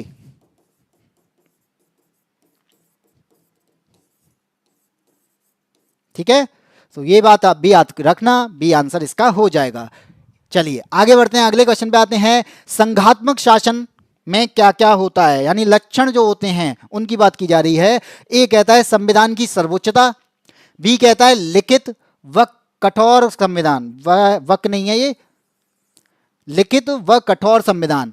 सी कहता है कि भाई दोनों सही हैं, डी कह रहा है कि सारी गलत हैं। अब बताओ क्या आंसर होगा, क्या आंसर होने वाला है इसका, जल्दी बताइए। कि यहां पर बोला गया है संघात्मक शासन, तो संघात्मक शासन के बारे में थोड़ा सा पता भी तो होना चाहिए, तो ये बात तो है, उसी के बारे में यहां पे बताया जा रहा है। तो यहां पे पहले ऑप्शन में लिखा है संविधान की सर्वोच्चता, भाई ये तो सही है, संविधान की सर्वोच्चता तो होनी चाहिए संघात्मक शासन में। बी कहता है यहां पे कि जो आपकी सरकार बनी है, कौन सी सरकार, केंद्र में सरकार बनी है, राज्य में सरकार बनी है, अब इन दोनों के क्या हो, शक्तियों का विभाजन भी होना चाहिए। ठीक है, तो संघात्मक शासन में इन दोनों का शक्तियों का विभाजन भी किया गया। चलो मान लिया, शक्तियों का विभाजन कर दिया। अब क्या होगा, शक्तियों का विभाजन कर दिया, अब हमें पारे यानी ये सारी चीजें लिखी कहाँ हैं, हमने लिखा है, कहाँ पे लिखा है, हमारे पास में कानून है, कहाँ है, किस में, यानी हमारे पास में पूरा लिखा हुआ है संविधान। तो हमारे पास में जो संविधान है वो लिखित में भी है और वो थोड़ा कठोर भी माना जाता है, तो भाई ये भी हो गया। इसके बाद में हमारे पास में क्या होना चाहिए भाई, जो अब ये सारी चीजें तो काम करेंगी, लेकिन हमारा हाई कोर्ट या वो सॉरी सुप्रीम कोर्ट भी है, वो अपना अलग अलग अपना शक्ति बनाएगा। तो ये हो गया अपना उच्चतम न्यायालय, तो ये भी होना चाहिए। इसके अलावा तो ये भी मालूम होना चाहिए द्विसदनी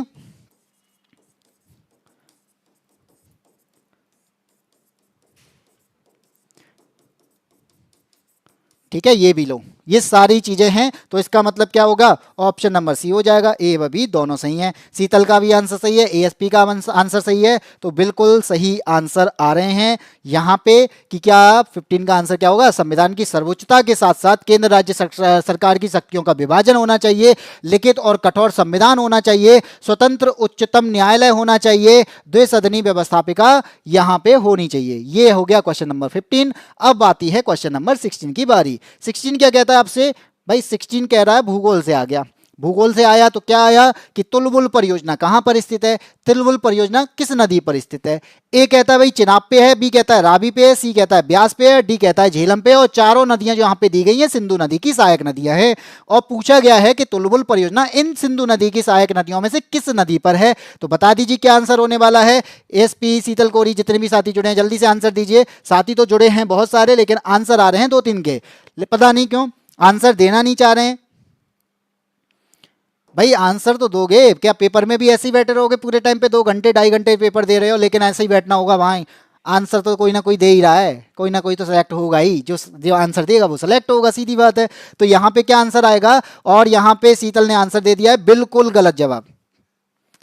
कोई बात नहीं है, एएसपी का आंसर आया ए, और ये एएसपी, अब भाई एएसपी तुमने भी ऐसे ही कर दिया तो तुम्हारा भी गलत हो गया। बचा कौन सा भाई, रावी और झेलम बची।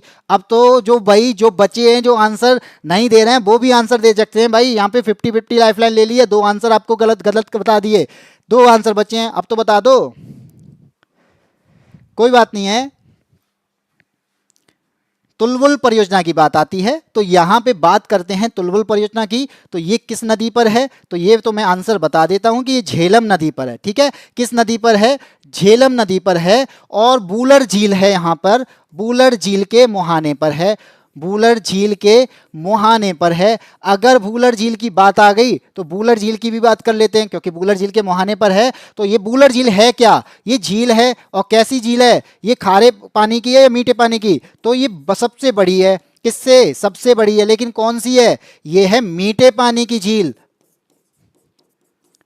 ये कैसी है, मीठे पानी की झील है, कैसी, सबसे बड़ी। अगर सबसे बड़ी मीठे पानी की झील है तो भाई खारे पानी की सबसे बड़ी झील कौन सी है, वो चिल्का है। अगर हमसे पूछ लिया जाए पूरे भारत की सबसे बड़ी झील कौन सी है, चाहे वो खारा पानी हो, चाहे वो लेगून हो, चाहे वो मीठे पानी की झील हो, कैसी भी झील हो, सबसे बड़ी झील कौन सी है, तो चिल्का है। ठीक है, ये बात याद रखना कि सबसे बड़ी झील चिल्का, सबसे बड़ी खारे पानी की झील चिल्का, सबसे बड़ी मीठे पानी की झील बूलर। और बूलर झील कहां पर है, झेलम नदी पर, ये झेलम नदी से बनती है। ठीक है, और तुलबुल परियोजना कहां पर है, ये भी झेलम नदी पर है। तुलबुल परियोजना के अलावा और इस झेलम नदी पर किशन गंगा भी परियोजना भी चलती है। ठीक है, कौन सी, किशन गंगा प्रोजेक्ट भी हमारा इस नदी पर चलता है। और आपसे अगर पूछ लिया जाए कि झेलम नदी जो है वो निकलती भी तो होगी, कहीं से तो ओरिजिन होता होगा, तो उसका आंसर भी आप मैं बता देता हूं कि इसका जो ओरिजिन होता है वो बैरीनाग झील से होता है। बैरीनाग झील से इसका ओरिजिन होता है, यानी उद्गम होता है, निकल के आती है कहां से, बैरीनाग झील से। और ये बैरीनाग झील की बात करेंगे, ये कहां पर है, तो ये है पीर पंजाल रेंज में, पीर पंजाल रेंज में। और अगर पीर पंजाल की बात की जाएगी तो आप खुद बता दो कि मिडिल हिमालय का पार्ट है या फिर शिवालिक हिमालय का पार्ट है। हाँ जी। गोमती का असर कर रहा है। चलो, यूरेनियम का सबसे बड़ा भंडार। अब आगे आपके सामने क्वेश्चन यूरेनियम का सबसे बड़ा भंडार, क्योंकि मिनरल्स भी पूछे जाते हैं और एसएससी जीडी में ये क्वेश्चन पूछा गया है। लेकिन जब ये पूछा गया था तब इसका आंसर अलग था, लेकिन आज जो पूछा जाएगा, अगर पूछा जाता है तब इसका आंसर अलग अलग होगा, क्योंकि 2024 में ये मिनरल्स वाला पार्ट है ना, ये चेंज होते रहते हैं। तो 2024 में इसका आंसर कुछ अलग होगा, और अगर ये 2020, 21, 19, 18 जब भी पूछा गया होगा तब इसका आंसर अलग होगा, क्योंकि हर 2-3 साल बाद मिनरल्स के जो मिनरल्स का जो भी हमारे यहाँ उद्गम हो, या उद्गम का मतलब खुदाई हो, माइनिंग की जाएगी, तो उसके बेस पर इसका आंसर चेंज होता रहता है। ठीक है। कनाडा, शीतल कोरी कह रही है कनाडा, एएसपी बता रहे हैं बी, ऋतु कुमारी यांची मिडिल, बिल्कुल मिडिल, हाँ मिडिल हिमालय का पार्ट है पीर पंजाल, कनाडा, ऋतु कुमारी का आंसर आ गया सी। तो हाँ, जो आंसर ऋतु कुमारी ने बताया है कजाकिस्तान, ये आंसर था 2019 का। 2019 में यूरेनियम का जो सबसे बड़ा भंडार था वो कौन था, उसका था कजाकिस्तान। ठीक है। तो 2019 की बात की जाएगी तब तो कजाकिस्तान था, लेकिन 2024 की बात की जाएगी तो ये कहां पर है, ऑस्ट्रेलिया में है। यूरेनियम का सबसे बड़ा भंडार कहां पर है, ऑस्ट्रेलिया में है। और अगर आपसे पूछा जाए और कहां पे है, तो ऑस्ट्रेलिया में है, कजाकिस्तान में, कनाडा में है। इसके अलावा इन तीनों की बात करें तो इन तीनों देश में दुनिया का क्या, भाई दुनिया का क्या, दुनिया का लगभग 50% से ज्यादा, 50% से ज्यादा भंडार मिलता है। ठीक है। तो इन तीनों देश की अगर बात की जाएगी, ऑस्ट्रेलिया, कनाडा, कजाकिस्तान, इन तीनों देश में दुनिया का 50% से ज्यादा भंडार यहां पे मिलता है। और यूरेनियम का सबसे बड़ा भंडार 2019 में आया था कजाकिस्तान, लेकिन प्रेजेंट टाइम में कौन है, ऑस्ट्रेलिया। अगर मैं भारत की बात करूं तो भारत में यूरेनियम कहां कहां मिलता है, तो आपका आंसर हो जाएगा आंध्र प्रदेश में मिलता है। आंध्र प्रदेश के अलावा झारखंड में भी मिलता है, ये राजस्थान में भी मिलता है। और अगर आप उत्तर प्रदेश से हो तो जल्दी से बता दो, उत्तर प्रदेश में यूरेनियम कहां पाया जाता है। हाँ जी, 17 का ए, ओके। गच्चा खा गए, हाँ गच्चा इस वजह से खा गए, मैंने जब भी मैं ज्योग्राफी पढ़ाता हूं तो हमेशा याद रखना कि अपडेट होना बहुत जरूरी होता है। भले ही पहाड़ों में अपडेशन इतना ना होता हो, क्योंकि वो तो बदलने वाले नहीं है, लेकिन मिनरल्स वाला पार्ट जो है वो बदल जाता है। ठीक है। हर 2 साल 3 साल के अंदर मिनरल्स के पार्ट में, मिनरल्स के परसेंटेज में चेंज आ जाता है। तो थोड़ा सा जब भी आप मिनरल्स पढ़ के जाओ तो आप हमेशा जो आपकी इंडिया की वेबसाइट है उस पर भी चेक कर लिया करो, क्योंकि इसकी एक रिपोर्ट आती है, उस रिपोर्ट के अकॉर्डिंग क्या होता है, इनमें जो भी चाहे वो उत्पादन की बात हो, चाहे वो भंडार की बात हो, दोनों की बात आती है, कितना कितना भंडार है, ठीक है, कितना उत्पादन है। चलो आगे बढ़ते हैं, क्वेश्चन नंबर 18 पे आते हैं। अफ्रीका का सींग, अफ्रीका का जो सींग है उसमें कौन इन सब में से, चारों में से सम्मिलित नहीं है, बता दीजिए। और इसे क्या कहा जाता है, हॉर्न ऑफ अफ्रीका कहा जाता है। क्या बोला जाता है, हॉर्न ऑफ अफ्रीका, जिसे हम हिंदी में कह रहे हैं सींग। ठीक है। तो आप जब अफ्रीका बनाओगे तो अफ्रीका में इस तरीके से ये जो हॉर्न बना है, यहां पे मैं बना नहीं पा रहा, तो इसका मतलब ये है कि ये इस तरीके से हॉर्न बना है ऐसे। ठीक है। तो यहां पे 4-5 देश हैं, उन 4-5 देशों के नाम बना नहीं अच्छा सा, तो आप मैप देख लेना, मैं वैसे ही बता देता हूं कि अब हॉर्न ऑफ अफ्रीका किसे किसे बोला जाता है। तो एक बोला जाता है इरिट्रिया को, किसे बोला जाता है, इरिट्रिया को। इसके अलावा सोमालिया, जो कि आपका ऑप्शन में दिख रहा है, तो हमारे पास बी ऑप्शन, सी ऑप्शन दिख रहे हैं। अब बचा कौन, इथोपिया और सूडान। तो मैं इससे पहले बता देता हूं जो ऑप्शन में नहीं है, तो जो ऑप्शन में नहीं है वो क्या है, जिबूती। ठीक है। अब बचा कौन सा, सूडान या होगा या फिर इथोपिया होगा। तो यहां पे आंसर देख लो, तो क्या होगा, इथोपिया होगा। सॉरी, आंसर इथोपिया नहीं होगा, इन चारों की बात आएगी तो इथोपिया होगा। ठीक है, इथियोपिया। तो हॉर्न ऑफ अफ्रीका में 4 कंट्री आती हैं, ये बात याद रखना। तो आंसर कौन सा हो जाएगा? सूडान हो जाएगा, ऑप्शन नंबर डी। ये वाला ध्यान नहीं है, एसपी ने तब भी आंसर दे दिया, ऋतु कुमारी का ऑप्शन नंबर डी बिल्कुल सही है। आगे बढ़ते हैं अगले क्वेश्चन पे। क्वेश्चन नंबर 19 क्या कहता है? क्वेश्चन नंबर 19 कहता है कि यूएसए की डेथ वैली, यूएसए में एक डेथ वैली पाई जाती है। ये डेथ वैली एक नेशनल पार्क भी है। पूछा गया है ये किस राज्य में, यूएसए की किस राज्य में उपस्थित है, किस राज्य में है? ए कहता है अलास्का में, बी कहता है कैलिफोर्निया में, सी कह रहा है अटलांटा में, और डी कह रहा है कि इनमें से कोई नहीं। तो बता दो डेथ वैली कहाँ पे है? डेथ वैली होता क्या यहाँ पे? ये एक ऐसी रहस्यमयी जगह है जहां पर ये माना जाता है कि यहाँ पर पहाड़ और चट्टाने जो हैं वो खिसकते रहते हैं, टाइम टाइम पे खिसकते रहते हैं। और इसके अलावा ये क्या बोली जाती है? दुनिया की सबसे गर्म जगह भी बोली जाती है, दुनिया की सबसे गर्म जगह से में से एक है ये। अब एक क्यों बोला? क्योंकि गर्म जगह तो बहुत हैं, हमारे यहाँ पे भी हैं, तो लेकिन इसका जो टेम्परेचर है वो भी मैं बता दूं, लगभग 55 डिग्री सेल्सियस चला जाता है, और यहाँ पे गर्म हवाएं चलती हैं। तो यहाँ जब गर्म हवाएं चलती हैं, तो मैं आपको एक बार बता भी चुका हूँ कि जब गर्म हवाएं चलती हैं ना, तो होता क्या है कि ये कैसी होती हैं? बहुत माइक्रोवेव्स होती हैं, और जब ये माइक्रोवेव्स होती हैं तो ये क्या करती हैं? ये हमारी बॉडी की स्किन में एंटर कर जाती हैं, और जब ये स्किन में एंटर करती हैं तो क्या होता है? तो जो हमारी सेल्स होती है ना, उन सेल्स में कहां पहुंचती हैं? उनको डैमेज करती हैं। ये सेल्स डिवीजन को रोक देती हैं। जब सेल्स डिवीजन रुक जाता है तो फिर क्या होता है? तो सेल डिवीजन रुक जाने के बाद में धीरे धीरे करके जो इंसान होता है ना, उसकी डेथ होने लग जाती है। ठीक है, तो ये हीट वेव्स जो होती हैं, हीट वेव्स की वजह से जो माइक्रोवेव्स जो है एंटर कर जाती हैं शरीर के अंदर। इसी वजह से आप देखते होंगे कि कभी लोग जो कपड़ा लगा लेते हैं, तो कपड़ा जो लगा होता है ना, वो उन माइक्रोवेव्स को अंदर जाने से रोकता है। तो इसलिए क्या कहा जाता है कि चेहरे को ढककर चलना चाहिए, सूर्य की किरणें पर ज़्यादा तेज पड़े या फिर गर्म हवाएं चलें, लू चलती है।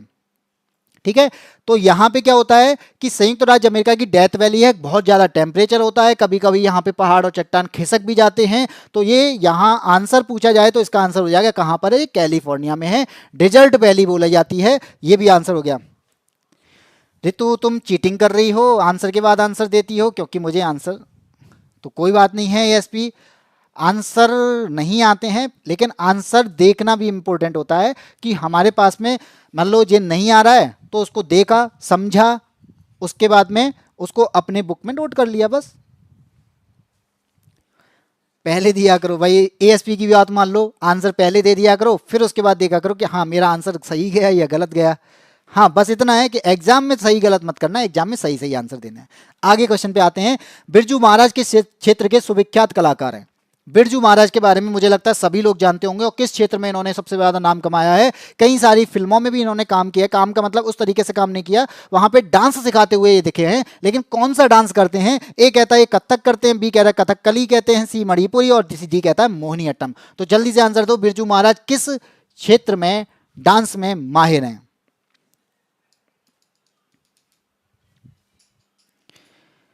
जल्दी आंसर दो, जल्दी जल्दी जल्दी।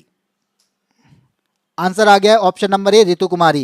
भाई अब ऋतु कुमारी ने आंसर दे दिया, एएसपी तुम्हारा आंसर नहीं आया, अब तो पहले ही आंसर दे दिया। एएसपी का आंसर आ गया बी, लो, और यहां पे आंसर भी दिया तो गलत दिया। ऑप्शन नंबर ए सही है, बिरजू महाराज कथक के जाने माने डांसर माने जाते हैं।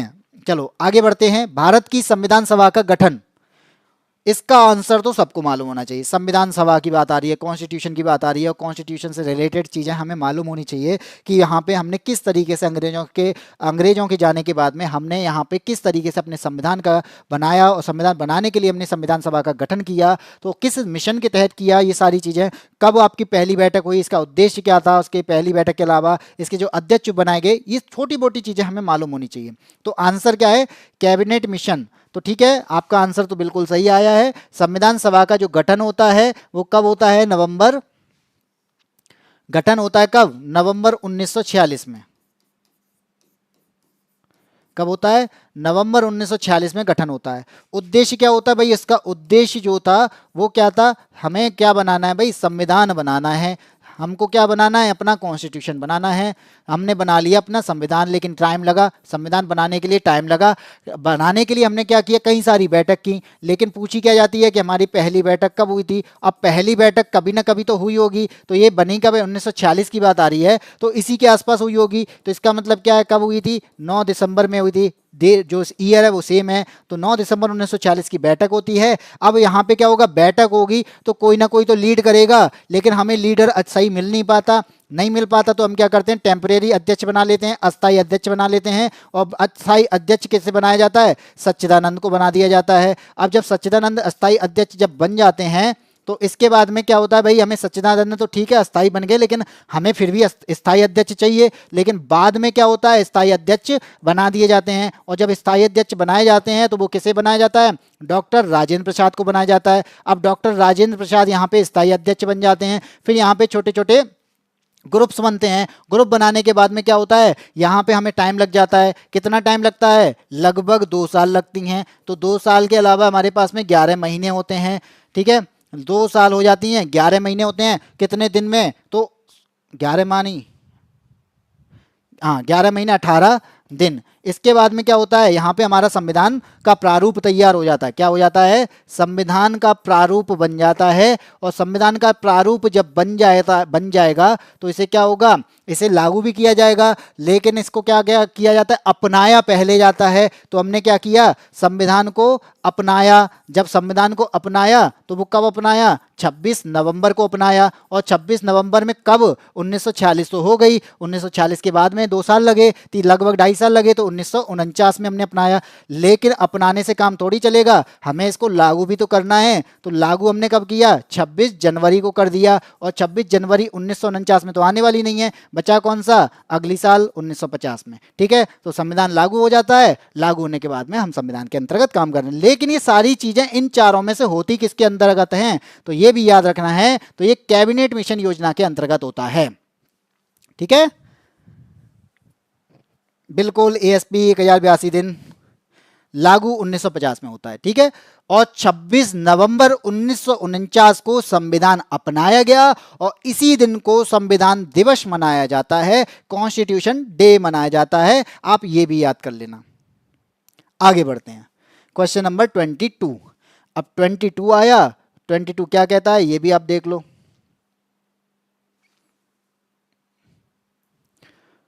क्या कह रहा है भाई, मोहम्मद बिन तुगलक अपनी राजधानी दिल्ली से कहाँ ले गया। मोहम्मद बिन तुगलक दिल्ली से पहले राजधानी दिल्ली थी, इसको कहीं ले गया। कहाँ ले गया, दौलताबाद, कालिंजर, कन्नौज और लाहौर। बताइए मोहम्मद बिन तुगलक ने क्या किया, कहाँ पे लेके गया। ऋतु कुमारी बता रही है ए, और शीतल बता रही है सी। ए और सी, एक कह रहा है दौलताबाद, दूसरे ने बताया कन्नौज। और एएसपी बता दो कालिंजर। बीरू अग्रवाल आए, इन्होंने बता दिया ए राइट है। तो चलिए देखते हैं। तो आपको मैं बता दूं, मोहम्मद बिन तुगलक का जो शासन था वो कब तक था, 1325 से कब तक, 1351 तक। ठीक है, 1351 तक मोहम्मद बिन तुगलक का शासन रहा। तो और ये कहाँ का शासन, यानी ये दिल्ली के सुल्तान कहे जाते थे। कहाँ का, दिल्ली के सुल्तान कहे जाते थे। अब ये दिल्ली के सुल्तान का मतलब यहाँ पे दिल्ली सल्तनत थी। इसका मतलब यहाँ पे 1325 में ये बने, 2 साल बाद इन्हें याद आता है कि मुझे अब राजधानी दिल्ली नहीं रखनी, राजधानी क्या करना है, दिल्ली से कहीं और ले जानी है। कहाँ लेके जाते हैं, दिल्ली से ये लेके जाते हैं कहाँ पर, दौलताबाद।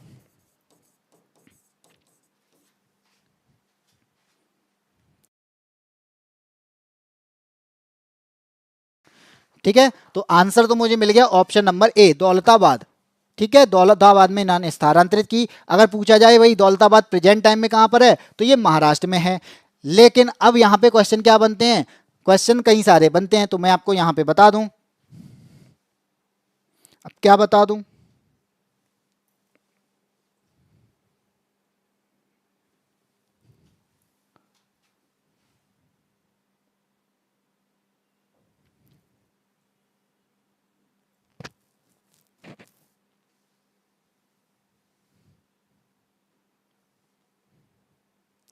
चलो बताते हैं, क्या बताते हैं कि हमारे पास में दिल्ली सल्तनत के क्वेश्चन पूछे जाते हैं। तो एक ट्रिक याद कर लेना, कि ट्रिक है क्या, गुल खिले। ठीक है, गुल खिले तो सांस लो। ये क्या है, एक ट्रिक है जिससे हम क्या याद कर सकते हैं, जिससे हम याद कर सकते हैं दिल्ली सल्तनत में आए हुए वंश को। किस तरीके से, जब गुल की बात आएगी तो गुल से क्या बनेगा, यानी गुल से क्या बनेगा, गुलाम वंश बनेगा। क्या बनेगा, गुलाम वंश बनेगा। ठीक है, खिल की बात आएगी तो खिले की मतलब क्या है, ये खिलजी की बात कर रहा है, तो कौन सा वंश आया, खिलजी वंश आया। तो की बात कर रहा है तो ये क्या कह रहा है, ये तुगलक वंश की बात कर रहा है। किसकी, तुगलक वंश की बात कर रहा है। फिर क्या है, सांस की बात आती है तो सांस क्या कह रहा है भाई, सांस का मतलब है सैयद वंश। ठीक है, अब आता है लास्ट में लो, तो लो का मतलब है लोधी वंश। तो ये क्या है, हमारे पास में वंश आते हैं इस ट्रिक के अकॉर्डिंग कि दिल्ली सल्तनत में कौन कौन से वंश आए। तो दिल्ली सल्तनत में वंश आते हैं कौन से, पहले आता है गुलाम, फिर आता है खिलजी वंश, फिर आता है तुगलक, सैयद और लोधी। ठीक है, ये बात आ गई। अब होता क्या है, अब हमें यहाँ पे ये भी मालूम होना चाहिए कि इनको लाने वाला कौन था, इसका संस्थापक कौन था। तो वो कौन था, तो याद कर लो भाई, यहाँ पे ऐवक जो था, ये मैं यहाँ नहीं लिखता, यहाँ लिख देता हूँ। ठीक है, कलर चेंज। ऐवक जो था जल गया, क्या करने में, ऐवक जल गया खाना बनाने में। अब ये क्या बताता है, ये बताता है क्या, ये बता रहा है कि यहां पे इनके जो संस्थापक के उनके बारे में। ऐवक जला है तो सबसे पहले ऐवक आया है, गुलाम का ऐवक, यानी कौन सा ऐवक, कुतुबुद्दीन ऐवक। ठीक है, कुतुबुद्दीन ऐवक। खिलजी की बात करेंगे तो खिलजी का यहां पे आएगा क्या, जलाल से बात आएगी, जल का आ रहा है तो जलाल,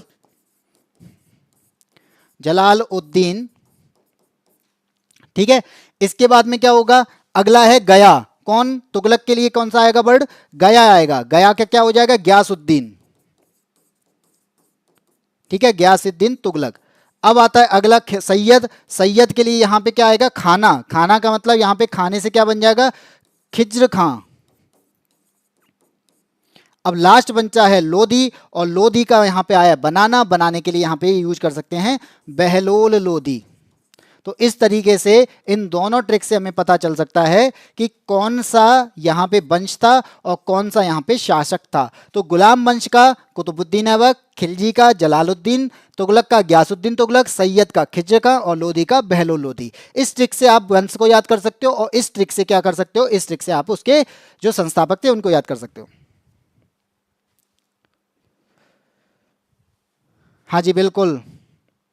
चलो आगे बढ़ते हैं, अगले क्वेश्चन पे आते हैं, और ये आज का आपका आखिरी क्वेश्चन है।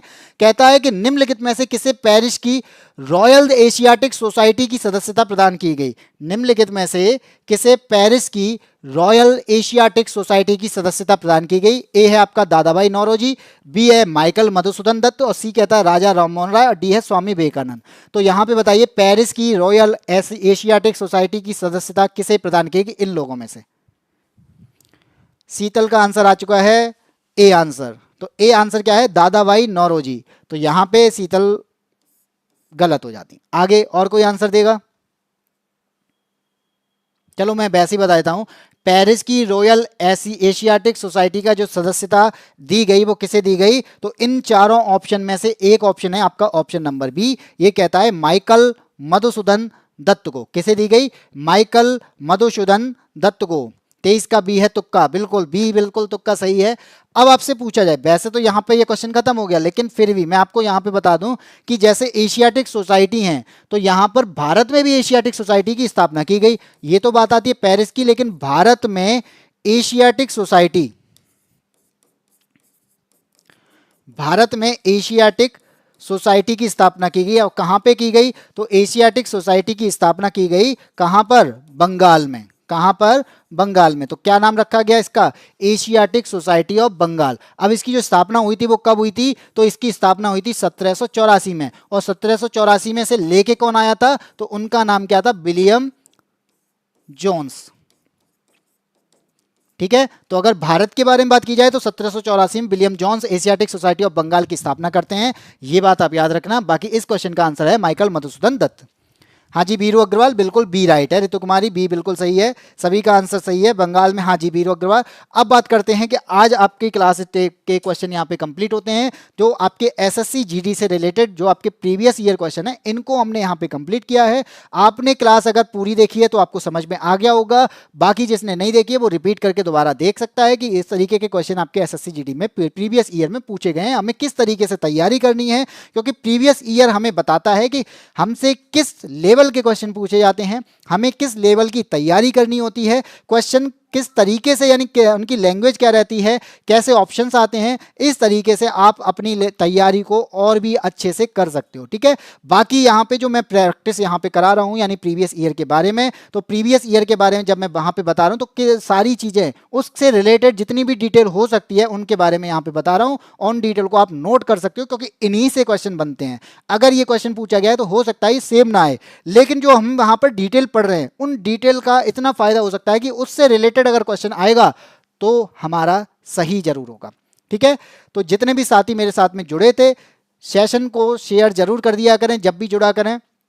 और जो साथी जुड़ रहे हैं, नए जुड़ रहे हैं, वो चैनल को सब्सक्राइब जरूर कर दें, क्योंकि सब्सक्राइब करने के बाद में हम आपसे रोजाना मिलेंगे इसी टाइम पर दोपहर में 12 बजे, क्योंकि ये क्लास आपको रोजाना 12 बजे मिलती है, जिसमें मैं आपको जीएस पढ़ा रहा हूँ। बाकी आपकी सारी क्लासेस यहाँ पे हो रही हैं। हिंदी की क्लासेस 9 बजे से स्टार्ट होती है, 10 बजे मैथ्स, 11 बजे रीजनिंग और 12 बजे जो क्लास होती है वो जीएस की मेरे द्वारा कराई जाती है। ठीक है, जितने भी और मैं बताऊं, बाकी जो रेलवे की तैयारी कर रहे हैं वो मेरे साथ में साइंस पढ़ सकते हैं। मैं साइंस के भी प्रीवियस ईयर क्वेश्चन लेके आया हूं, और रात में 9 बजे यहाँ पे क्लास होती है, जो आज स्टार्ट, वैसे तो स्टार्ट हो चुकी है, एक क्लास हो चुकी है, आज उसकी सेकंड क्लास है। कल क्लासेस नहीं होती, वो मैंने बता दिया था, रीजन सुबह ही बता दिया है। बाकी आपकी आगे क्लास होने वाली हैं, आप उनसे जुड़ना ना भूलें, सब्सक्राइब जरूर कर लें। अब आपको क्लास कैसी लगी है ये आप बता सकते हैं। आपको यहाँ पे जितने भी साथी हैं, गुरुजी